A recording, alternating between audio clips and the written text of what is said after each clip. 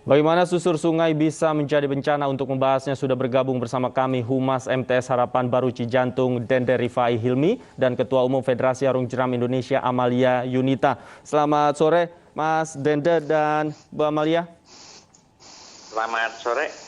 Baik, saya ke Mas Dende terlebih dahulu. Saya ingin konfirmasi pertama, total korban saat ini berapa? Jumlah korban 11 orang. 11 orang meninggal dunia. Meninggal dunia, yang 2 orang alhamdulillah selamat. Baik, kemudian untuk korban yang mengalami luka-luka saat ini kondisinya seperti apa, Mas Dende? Alhamdulillah sudah membaik. Tadinya ada 1 yang di ICU, tapi sudah digeser ke ruang perawatan. Dirawat di mana, Mas Dende? Di RSUD Ciamis. Di RSUD Ciamis, dan kondisinya saat ini baik-baik saja ya? Ya, alhamdulillah Bapak. Oke, kami juga ingin konfirmasi pada saat kejadian saat itu ada total berapa peserta yang mengikuti kegiatan ini? Seluruh peserta ada 145 orang. 150 orang. 145. 145 orang, ini termasuk pembina dan guru-guru, Mas Dende? Untuk pembina, dari guru pembina itu 12 orang. Kemudian kakak pembantu Garudanya ada 10 orang. Kemudian dari kakak bantaranya, yaitu dari MAN, ya, itu ada 15 orang, Pak. Baik. Nanti saya akan dalami tentang latar belakang bagaimana kegiatan ini juga bisa dilakukan. Untuk sementara saya ingin ke Bu Amalia terlebih dahulu. Bu Amalia, jika dilihat ini kegiatan susur sungai, faktor apa saja yang menjadi penting untuk diperhatikan? Ya, sebenarnya pertama-tama saya mengucapkan turut berbelasungkawa ya, turut berduka cita atas musibah yang menimpa teman-teman dari Ciamis, dari MTSN pada saat kegiatan menyusuri sungai di Ciamis. Terus terang kejadian kecelakaan atau laka air di susur sungai ini bukan pertama kalinya terjadi, ya, bahkan beberapa waktu yang lalu juga menelan korban jiwa.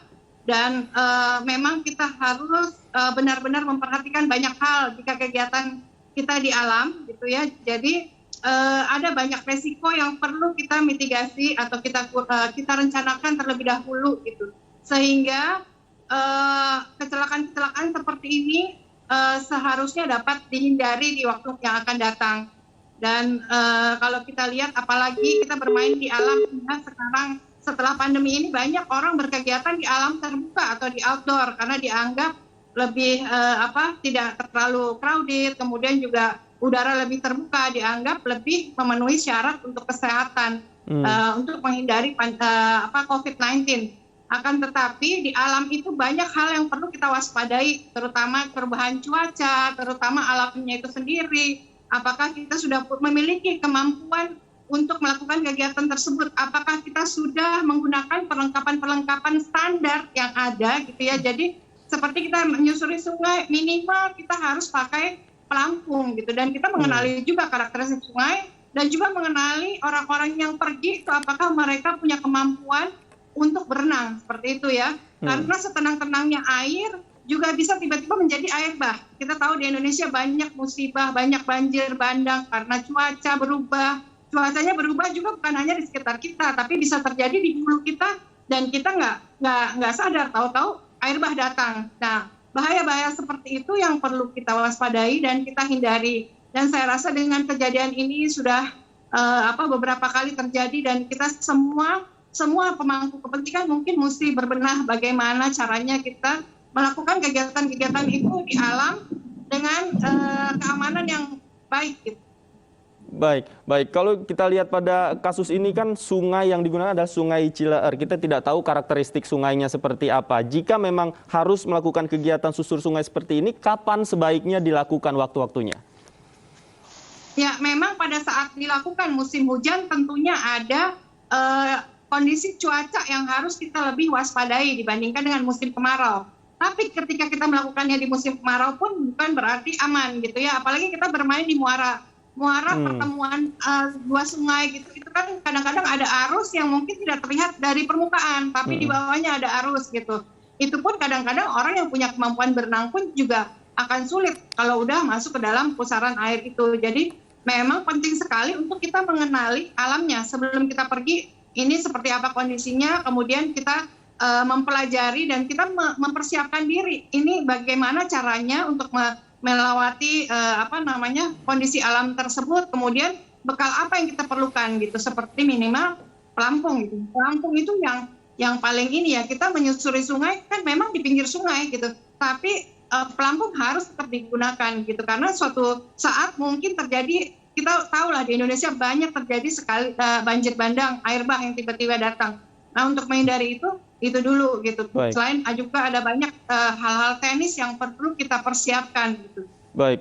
Saya kembali ke Mas Dende. Mas Dende, sebenarnya seperti apa latar belakang kegiatan ini dilakukan dan bagaimana protokol keamanan dan keselamatannya pada saat itu? Ya, terima kasih.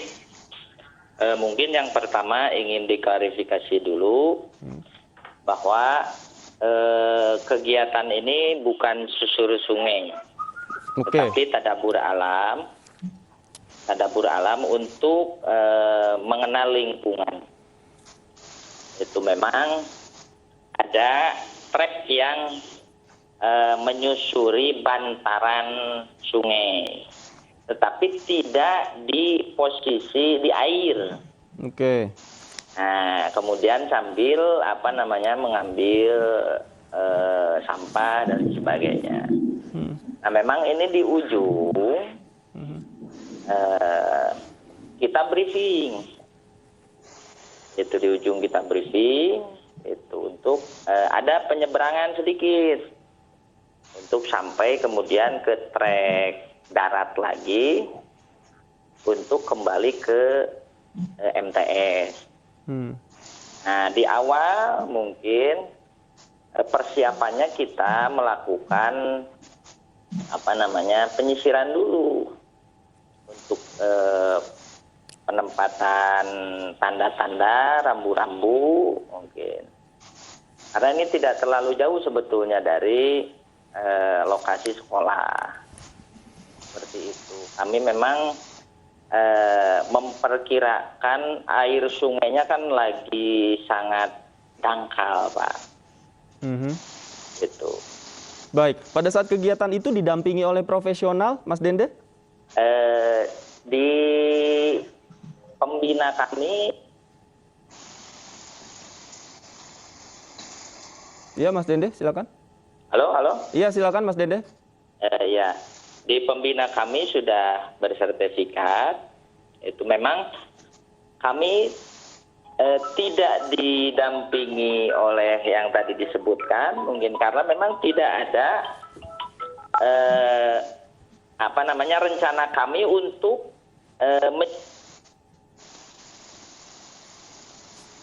halo.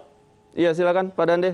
Ya, tidak ada rencana menyusur sungai melalui jalur airnya, tetapi di bantaran pinggir sungai. Artinya agenda menyeberangi sungai ini tidak direncanakan dan tiba-tiba saja?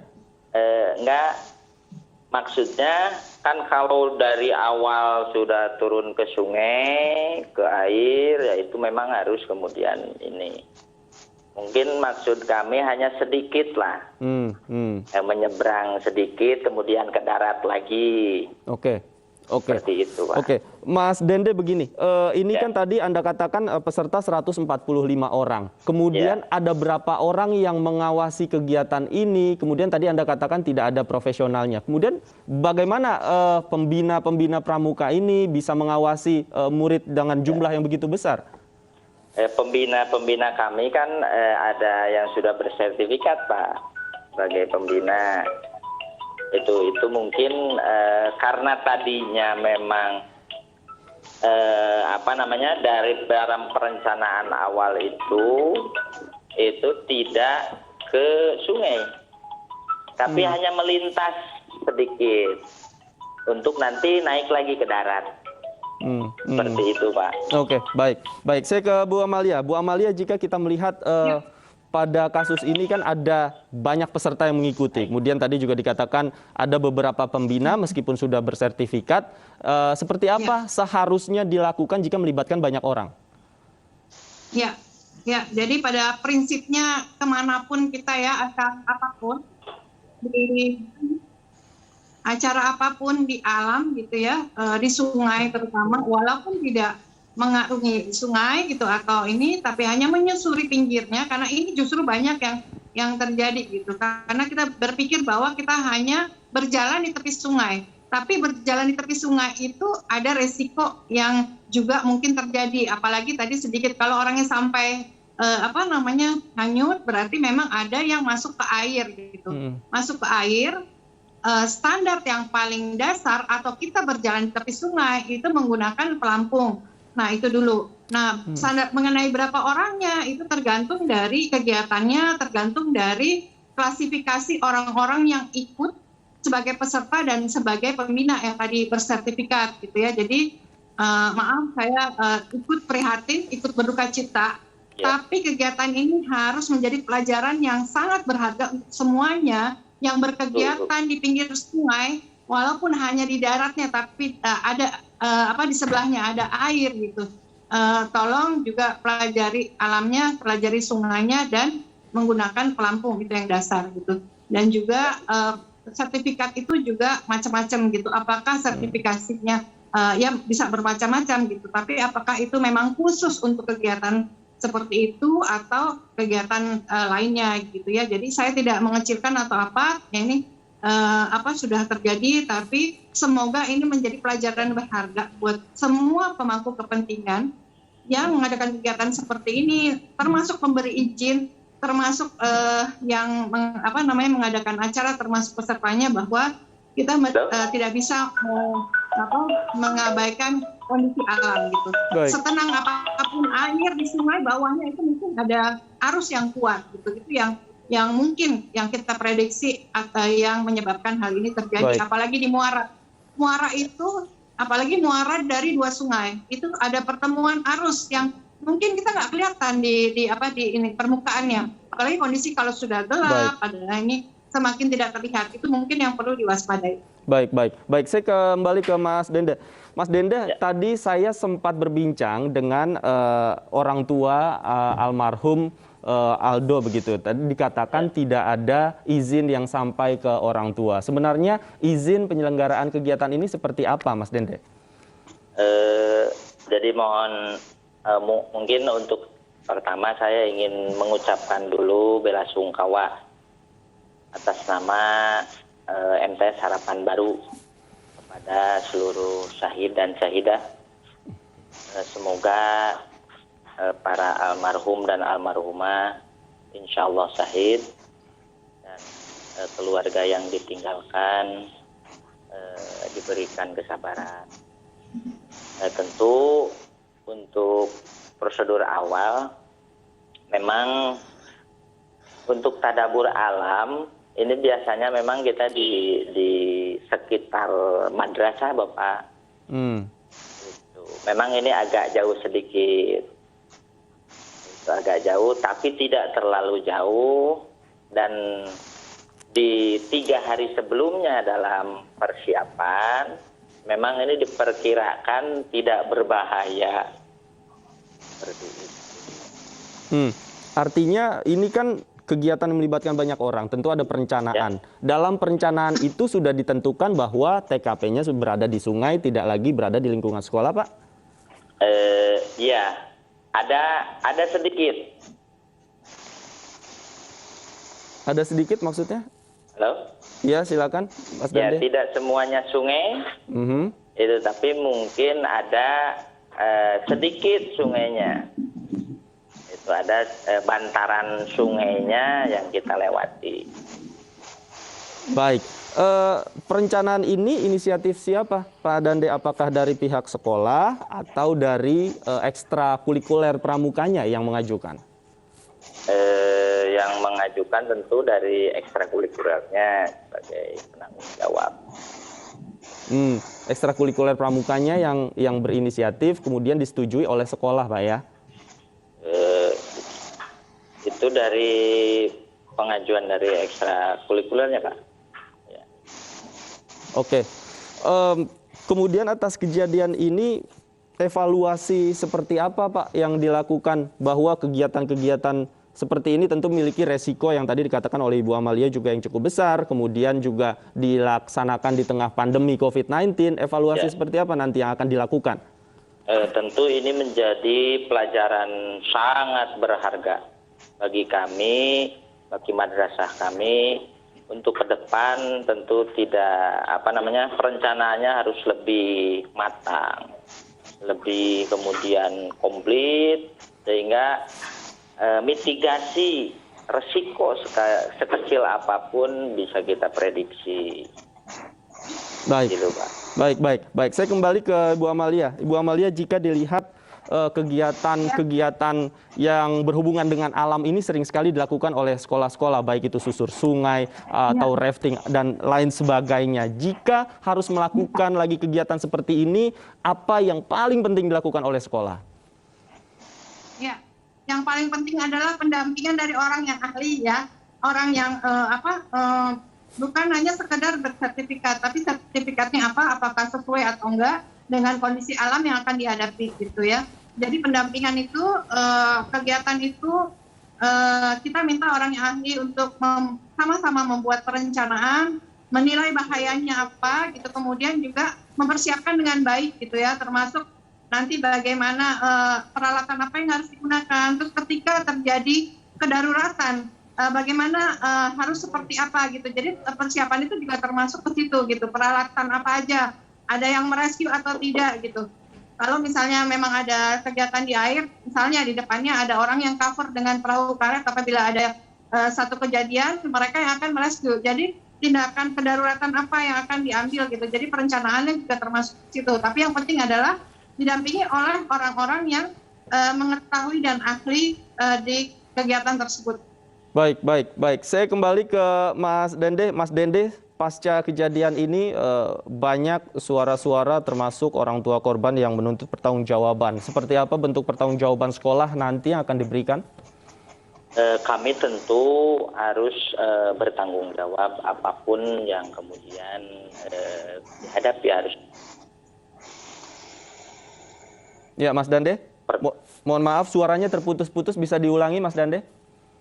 Pasca kejadian, kami mengupayakan dengan berbagai pihak, dari BPBD, Basarnas, kemudian masyarakat sekitar untuk mencari korban hilang. Dan alhamdulillah segera ditemukan.